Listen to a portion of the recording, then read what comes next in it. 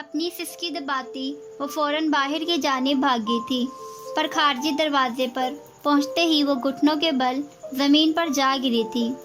یا اللہ، وہ سسکی تھی، اور پھر فوراً اٹھتی اپنے گھر کے اندر داخل ہو گئی۔ صد شکر کہ وہاں کوئی نہیں تھا، ورنہ اس کی ایسی حالت دیکھ کر وہ کیا سوچتے۔ وہ پلٹ کر کپکپاتے ہاتھوں سے گھر کا دروازہ بند کرتی گہرے گہرے سانس لینے لگی۔ اس کا چہرہ دروازے کی طرف اور پشت گھر کے اندر تھی۔ ثنایا، دروازے کو اچھے سے لاک کر دینا، سب اپنے اپنے کمروں میں ہیں، میں بھی جا رہی ہوں سونے۔ پیچھے سے بھابھی کی آواز اس کے کانوں سے ٹکرائی۔ ثنایا نے ایک گیلی سانس اپنے حلق میں اتاری۔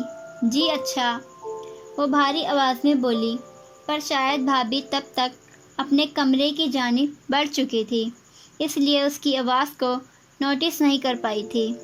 دروازے کو لاک کر کے اس نے ہاتھ بڑھا کر اپنے چہرے پر آئے آنسوؤں کو صاف کیا اور واش روم میں چلی گئی۔ اسے وضو کرنا تھا۔ آج پہلی بار وضو کرتے ہوئے اس کی آنکھوں سے آنسو نہیں رک رہے تھے۔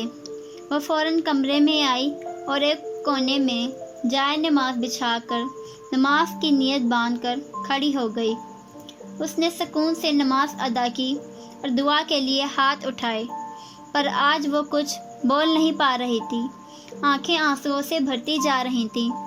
اسے اپنے دعا کے لیے اٹھے ہوئے ہاتھ تک دھندلے دکھائی دے رہے تھے۔ وہ کچھ نہ بولی تھی، بس آہستہ آہستہ سسکیاں بھر رہی تھی۔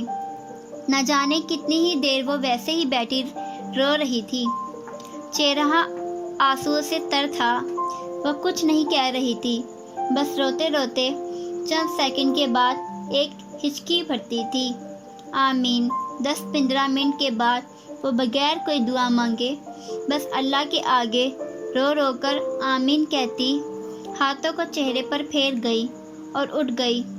جائے نماز کو لپیٹ کر دائیں سائڈ پر پڑے ٹیبل پر رکھتی وہ بیڈ پر آ بیٹھی۔ وہ خالی خالی نظروں سے اپنے گھر کو دیکھنے لگی۔ اس کمرے میں اس کا دم گھٹنے لگا تھا۔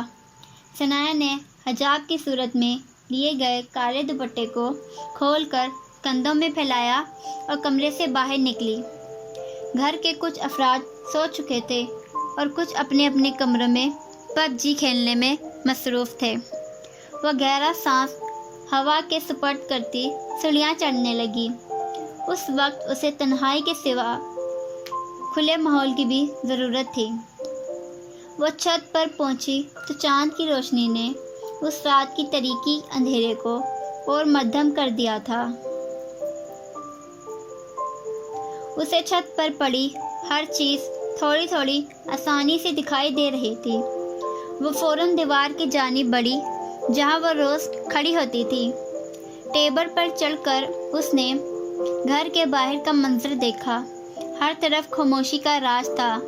سڑکیں بھی ویران سی نظر آ رہی تھیں۔ دیوار پر دونوں ہاتھوں کو رکھ کر اس نے اپنی آنکھیں بند کیں۔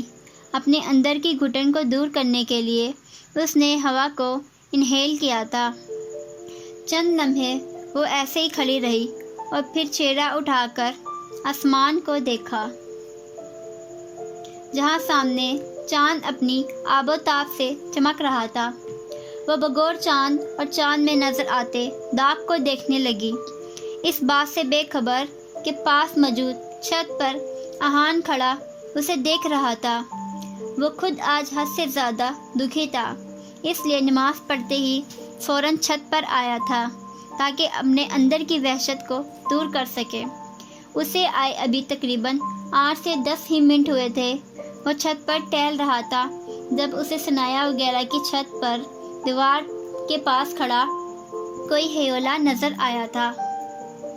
اس نے غور سے دیکھا تو وہ کوئی لڑکی تھی اور وہ پہچان گیا تھا کہ وہ اور کوئی نہیں ثنایا تھی، جس کا کندھوں کے گرد پھیلا دوپٹہ ہوا کی وجہ سے آہستہ آہستہ لہرا رہا تھا۔ تقریباً 11 سے اوپر ٹائم ہو چکا تھا اور اس وقت اس کا چھت پر یوں اکیلے ہونا احان کو حیران کر رہا تھا۔ وہ جانتا تھا اسے اکیلا رہنا پسند ہے، پر اتنی زیادہ تنہائی پسند ہوگی اسے آج پتہ چلا تھا۔ ثنایا کو بغور دیکھتے اسے ثنایا اور ہانیہ کی چند ماہ پہلے ہونے والی گفتگو یاد آئی، جب وہ احان کے گھر کھڑی ممانی کے لیے کچھ بنا رہی تھی اور ہانیہ اس کے پاس آئی تھی۔ اوئے، کل رات کو میں تمہارے گھر آئی تھی پر تم کہیں تھی ہی نہیں، کہاں چلی گئی تھی؟ ہانیہ کے پوچھنے پر وہ اسے دیکھنے لگی۔ کس ٹائم؟ ثنایا نے پوچھا۔ رات کو تقریباً 9-10 بجے، ہانیہ نے سوچ کر بتایا۔ میں تب چھت پر تھی، ثنایا نے نارملی انداز میں جواب دیا اور چولہے پر رکھے برتن میں چمچہ ہلانے لگی جس میں شاید سالن بن رہا تھا۔ احان جو اسی وقت کچن کے پاس سے گزر رہا تھا ان کی بات سن کر رک گیا تھا۔ وہ وہاں سے جانا چاہ رہا تھا پر ہانیہ کا سوال سن کر اسے تجسس ہوا تھا، اس لیے وہی کھڑا ہو گیا۔ ایک تو مجھے سمجھ نہیں آتی، گھنٹوں گھنٹوں اکیلے چھت پر کھڑی ہو کر آسمان کو دیکھ کر اور اس چاند اور تاروں سے باتیں کر کے تمہیں ملتا کیا ہے؟ ہانی نے ماتھے پر بل ڈال کر پوچھا، جیسے اسے ثنایا کی یہ عادت بالکل ناپسند ہو۔ سکون، ثنایا نے ایک لفظ میں کہا، اور اس کا یہ جواب ہانیہ اور احان دونوں کو حیران کر گیا۔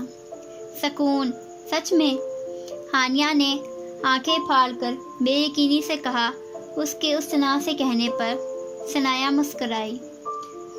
بالکل، کیونکہ جب میں لوگوں کے بیچ رہتی ہوں تو ان کے لہجے، ان کی باتیں اور باتوں میں چھپے طنز مجھے تکلیف دیتے ہیں، اور جو لہجے اور رویے مجھے تکلیف دیں ان کو میں چاہ کر بھی اپنے دل و دماغ سے نہیں نکال سکتی۔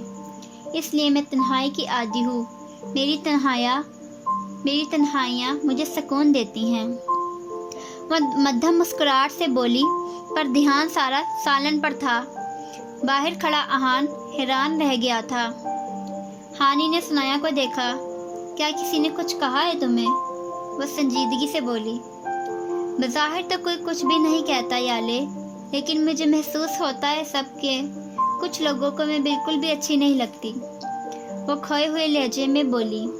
محسوس کرنے سے کچھ نہیں ہوتا، یہ سب بس زیادہ سوچنے کی وجہ سے لگتا ہے۔ تم زیادہ سوچا مت کرو، پھر سب ٹھیک لگے گا تمہیں، وہ سمجھانے والے انداز میں بولی۔ I know I overthink, but do you know why? Because I notice everything and every person. مجھے لوگوں کے رویے، ان کے لہجے سب سمجھ میں آنے لگ گیا ہے ہانی، اس لیے میں نے تنہائیوں کو اپنا دوست بنا لیا ہے۔